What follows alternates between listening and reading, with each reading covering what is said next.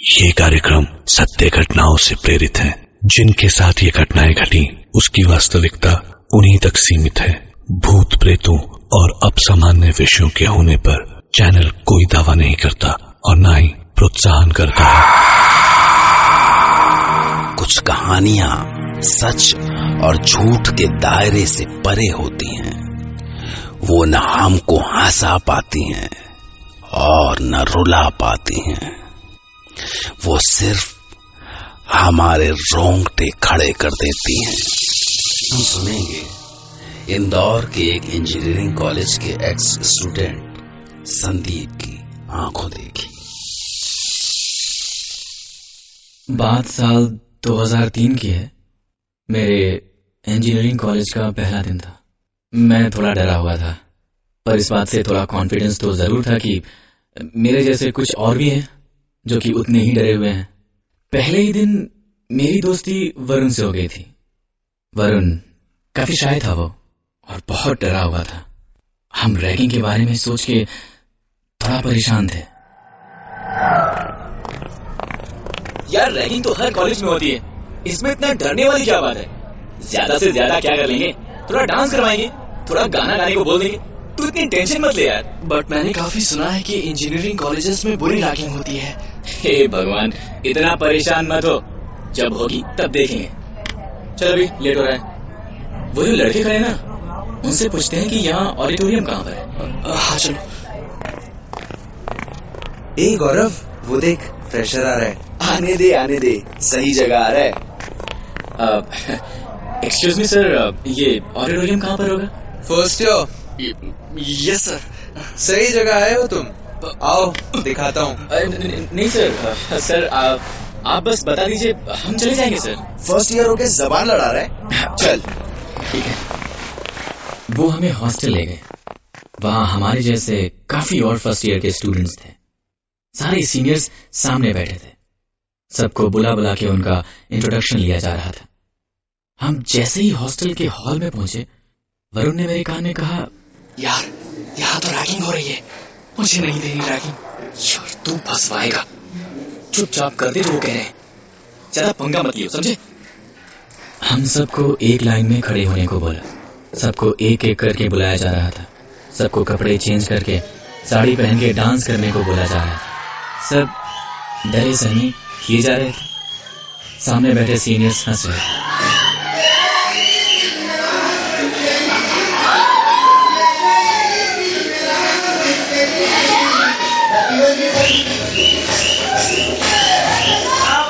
फिर जैसे ही वरुण की बारी आई, नहीं, ragging is against the law, मैं नहीं करूंगा। क्या मतलब नहीं करेगा? पागल मत बन, करते और खत्म कर। कैसे नहीं करेगा? पकड़ो इसको सब, इधर लाओ। दो सीनियर्स ने आके वरुण का हाथ पकड़ लिया। वो हाथ छुड़ाने की कोशिश कर रहा था। हम सबको डर लग रहा था कि पता नहीं अब वो वरुण के साथ क्या करेंगे। काफी किस्से सुने थे हमने रैगिंग के बारे में। वरुण के ऊपर भी काफी गुस्सा आ रहा था कि मान क्यों नहीं जाता, नहीं तो सब फंस जाएंगे। ये सब हो रहा था कि शोर सुनकर हमारे वार्डन मिस्टर सिंह आ गए और उस समय वरुण बच गया। क्या हो रहा है यहाँ पे? क्या कर रहे हो तुम लोग? क्लास में क्यों नहीं हो? यार ये बुढ़ा कहाँ से आ गया? कुछ नहीं सर, बस इंटरेक्ट कर रहे थे फ्रेशर से, बस। मुझे पता है यहाँ क्या हो रहा था। This is your last warning. अगर फिर से तुमने किसी की रैगिंग लेने की कोशिश की तो तुम सबको सस्पेंड कर दूंगा। जी sir. Now go to your classes. Varun बेटा तू तो गया। उस दिन तो सब बच गए, पर हमें पता था कि ये हमें ऐसे नहीं छोड़ेंगे। जैसे जैसे दिन बीत रहा था, हमारा डर बढ़ता जा रहा था। रात को मेस में भी सब वरुण को ही देख रहे थे। वो चुपचाप खाना खा रहा था। हम उसे बोल रहे थे कि वो टेंशन ना ले, हम सब है ना उसके साथ। खाना खा के जैसे ही हम हॉस्टल पहुंचे, लाइट्स ऑफ होते ही हमारे कमरे में किसी ने नॉक किया। कौन है? कौन है? अरे खोल यार, हम हैं। सवेरे आइएगा, हमने सुना है, हमारी क्लास है। अरे यार हम तेरी रैगिंग नहीं लेंगे रे, तू एक बार मिल तो ले। हम बस सॉरी बोलने आए थे। को यार तू तो बुरा मान गया। रैगिंग तो सबकी होती है, हमारी भी हुई थी, हम भी तेरे दोस्त ही हैं। चलो अब दोनों बाहर आ जाओ। हम बाहर आए तो क्या देखते हैं कि 10-12 सीनियर्स हमारा वेट कर रहे हैं। मुझे लगा कि कुछ तो गड़बड़ जरूर है। तभी एक सीनियर जिसे हम पहले कभी नहीं मिले थे आके वरुण से बोलता है कि यार काफी सुना है तेरे बारे में, तू नहीं देना चाहता ना रैगिंग। चल एक लास्ट चीज कर दे, फिर हम सब दोस्त, ठीक है? तो सुन, अपने हॉस्टल के पीछे आधा किलोमीटर दूर रेलवे ट्रैक है, बस तुझे वहां जाना है और ये फूल वहां रखना है। ट्रेन के पास होने तक रुकना है और चले आना है। तू तो इतना बहादुर है तो कर ही लेगा ना। और हाँ, हम तुझे छत से देखते रहेंगे। इतना करेगा तो फिर तेरी रैगिंग नहीं होगी। पर इतनी रात को तो वहाँ कोई भी नहीं होता है, और रेलवे ट्रैक थोड़ा ऊपर जाके है। बच्चे को डर लगता है। ये सिर्फ बोलने का शेर है, इसके बस की नहीं है। ठीक है, ये हुई ना बात। ये ले फूल और जा, हम ऊपर से देख रहे हैं। और सुन, आराम से जाइयो बेटा, वार्डन को पता नहीं चलना चाहिए। सीनियर्स और मेरे साथ कुछ और फ्रेशर्स, हम सब छत पे आ गए। हम ऊपर से वरुण को जाते हुए देख रहे थे। थोड़ी देर तक वो दिखा, पर फिर दिखना बंद हो गया। काफी अंधेरा था, मुझे थोड़ा डर लग रहा था। ट्रैक दूर था पर फिर भी पता चल रहा था। तभी दूर से ट्रेन की आवाज सुनाई दी, पर वरुण कहाँ था पता नहीं।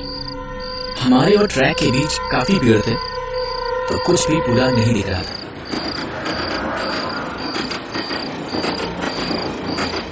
ट्रेन आई, ट्रेन चली भी गई, फिर सन्नाटा हो गया। हम वरुण का वेट कर रहे थे पर वो दिखाई नहीं दिया। अब हमें वाकई टेंशन हो रही थी। मैंने बोला कि एक बार चल के देखते हैं यार। हम जाने ही वाले थे कि वरुण आता हुआ दिखाई दिया। हम भागते उसके पास पहुंचे। तू ठीक तो है ना? हाँ, बस मैं फूल नहीं रख पाया। चुप रहे, किसी को बोलना मत। अब चल कमरे में। थैंक गॉड, ये चैप्टर खत्म हुआ। वो रात तो जैसे तैसे कटी, पर वरुण अगले दिन से कुछ अजीब सा हो गया। रह के बार बार बोलता कि उसे ट्रेन की हॉर्न सुनाई दे रही है, जबकि आसपास कुछ नहीं होता था। और जैसे ही उसे ट्रेन की आवाज आती, उसका सिर दर्द करने लगता। मुझे कुछ समझ में नहीं आ रहा था कि उसे हो क्या रहा था। उस रात जब हम अपने रूम में पहुंचे, मुझे ट्रेन के हॉर्न की आवाज आ रही है। कोई ट्रेन नहीं है वरुण, ये तेरा वहम है बस। ध्यान से सुन, खिड़की के पास जा। ओफो, ले आ गया खिड़की के पास। क्या सिर्फ झिंगुरों की आवाज आ रही है? क्या हो क्या तुझे? कोई ट्रेन, कोई हॉर्न, कुछ नहीं है मेरे भाई। तेरे कान बज रहे हैं। चल सो जा। तुझे सुनाई नहीं दे रही, पर है और तेज हो रही है। मैं खिड़की बंद कर रहा हूँ, प्लीज सो जा मेरे भाई, कल जल्दी उठना है, ठीक है? कैसे करके उस रात मैंने खिड़की बंद की और बेड पर लेटा। बस थोड़ी नींद आ ही रही थी कि अचानक से दरवाजा खुलने की आवाज आई। मैंने तुरंत आंख खोली तो इतनी रात को कहाँ जा रहा है? तू सो जा, मैं आता हूँ। वरुण तू पागल हो गया है। मुझे काफी नींद आ रही थी और वरुण के ऊपर गुस्सा भी। मैं सो गया। वो रात को कब आया मुझे पता नहीं चला, पर जब मैं सो के उठा तो वो अपने बेड पर था। बाहर काफी शोर था। मैंने कमरा खोला तो काफी सीनियर्स खड़े थे। मैंने पूछा कि क्या हुआ, तो उसने जो बताया उससे मैं एकदम से चौंक गया। उसने बोला कि कल रात करण ने सुसाइड कर लिया। उसकी बॉडी पीछे वाले रेलवे ट्रैक पर पड़ी मिली। मुझे पता नहीं चला कि कब वरुण आके मेरे पीछे खड़ा हो गया। करण ने सुसाइड क्यों किया किसी को कुछ पता नहीं। वरुण तूने सुना करण ने सुसाइड कर लिया? हाँ, मुझे पता है। तुझे कैसे पता? सबको पता है। उसके बाद हॉस्टल का माहौल काफी अजीब हो गया था। सिक्योरिटी बढ़ा दी गई थी। हम सब काफी डरे हुए थे, पर वरुण कुछ अजीब सा बिहेव कर रहा था। वरुण को इस बात से एकदम फर्क नहीं पड़ा था कि हमारे बीच किसी ने सुसाइड कर लिया है। बस उसे हर समय ट्रेन की हॉर्न की आवाजें सुनाई देती थी। वो बीच बीच में गायब हो जाता था। उस रात भी वही हुआ। मैं जैसे ही लेटा, अचानक से फिर से दरवाजा खुलने की आवाज आई। यार तू फिर से कहीं जा रहा है? हाँ, बस थोड़ी देर के लिए बाहर जा रहा हूँ, तू सो जा। वरुण, वरुण माहौल ठीक नहीं है, मत जा। अब मुझे क्या होगा, तू सो जा। मैंने उठने की बहुत कोशिश की कि मैं उसे रोक लूं, पर पता नहीं क्यों मैं उठ ही नहीं पाया। लगा जैसे कोई मुझे उठने से रोक रहा है। वरुण मेरी तरफ अजीब तरीके से देख रहा था। उसने मुझसे इशारा किया कि मैं लेटा रहूं और फिर वो निकल गया। मैं कुछ नहीं कर पाया। अगले दिन सवेरे किसी ने हमारे डोर पर नॉक किया। मेरी आंख खुली तो वरुण वहीं था। मुझे फिर नहीं पता चला कि वो रात को कब गया कब आया। मैंने दरवाजा खोला तो वार्डन थे। तुम दोनों कल रात कहाँ थे? सर, हम तो यहीं अपने रूम में थे। और तुम? मैं भी यहीं था। क्या हुआ क्या सर? कल रात आदित्य ने सुसाइड कर लिया। रेलवे ट्रैक पे, उसी टाइम पे और उसी ट्रेन से जिससे करण ने सुसाइड किया था। पुलिस इन्वेस्टिगेट कर रही है। 2 लगातार हुए सुसाइड्स नहीं हो सकते। ये सुनकर मेरे पैरों के नीचे से जमीन खिसक गई। I mean, ये सब हो क्या रहा था? पहले करण, फिर Aditya, same train same time. कुछ तो गड़बड़ जरूर थी। उस दिन हॉस्टल में सिर्फ एक ही चीज थी हवा में, डर, जो हर किसी के चेहरे पे था। किसी को कुछ समझ में नहीं आ रहा था कि ये सब क्या और क्यों हो रहा है, कौन है इन सब के पीछे। उस दिन कैफेटेरिया में डिसाइड हुआ कि आज रात हम सब उस टाइम छत पे जाके देखेंगे कि कौन कर रहा है ये सब। हॉस्टल में रात को निकलने पर कर्फ्यू लग गया। क्लासेस भी सस्पेंड हो गई थी। हम सारे उस दिन एक साथ ही थे। किसी को भी कहीं भी अकेले जाने की इजाजत नहीं थी। रात हुई और सब डिनर करके अपने रूम में आ गए। 12 बजे सबको छत पर मिलना था, लेकिन वरुण आने को तैयारी नहीं। मैं नहीं आऊंगा, तुम लोग देख लेना। यार वरुण, तेरा यहाँ अकेले रहना ठीक नहीं है। मैं फिर से कहता हूँ, अब मुझे क्या होगा। क्या बोल रहा है तू? तुझे हॉर्न की आवाज सुनाई दी? यार फिर से नहीं। ठीक है, तू यही रह और ये हॉर्न सुनता है, ठीक है? पर प्लीज आज रात बाहर मत जाइयो। 12 बजते सारे स्टूडेंट्स छत पर आ गए। कुछ मिसिंग थे, पर कौन ये पता लगाना मुश्किल था। दूर से कुत्तों की भौंकने की आवाजें आ रही थी। वो अजीब सी डरावनी रात थी। 12 बज गए पर कुछ नहीं हुआ। हम सब छत पे आंखें गड़ाए देख रहे थे। अचानक से हम क्या देखते हैं कि वरुण गौरव का हाथ पकड़कर ट्रैक की तरफ जा रहा है। दोनों में से कोई कुछ बात नहीं कर रहा है, बस जैसे नींद में ही चले जा रहे हो। किसी की कुछ समझ में नहीं आ रहा था कि आखिर ये सब हो क्या रहा है। हम धीमे धीमे नीचे उतरे और उनके पीछे चलने लगे। मेरे दिमाग में अजीब से ख्याल आ रहे थे। ये वरुण रोज रात को कहाँ गायब हो जाता था। अगले दिन किसी का सुसाइड करना। मेरा सिर घूम रहा था। हम उनका पीछा करने लगे। वो हमसे काफी आगे थे। भाग ट्रेन तक पहुंचने की हिम्मत हम में से किसी की भी नहीं थी। हमने देखा कि ट्रैक पे जाके गौरव ट्रैक पे लेट गया और वरुण वहीं खड़ा था। कि दोनों कर क्या रहे थे? मैं भागते हुए उसकी तरफ जाने लगा। वरुण! वरुण! ए वरुण! वरुण हो गया क्या? ए वरुण! ट्रैक से हट जा! वरुण ट्रैक से हट जा! ए वरुण! मेरी बात नहीं सुन रहा है? वरुण! वरुण! ट्रेन आ रही है, ट्रैक से हट जा मेरे दोस्त! वरुण!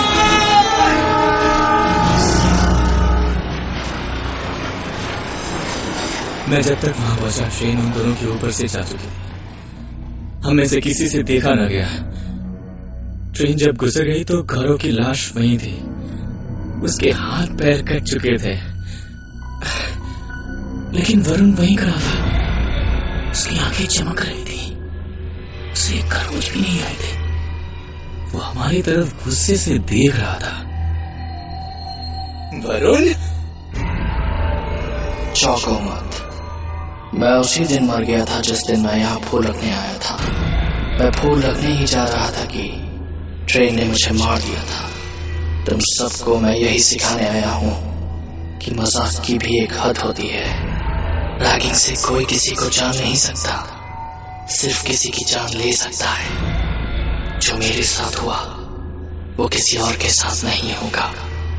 मैं उन सबको ऐसे ही मार दूंगा जिन्होंने मेरे साथ ये किया।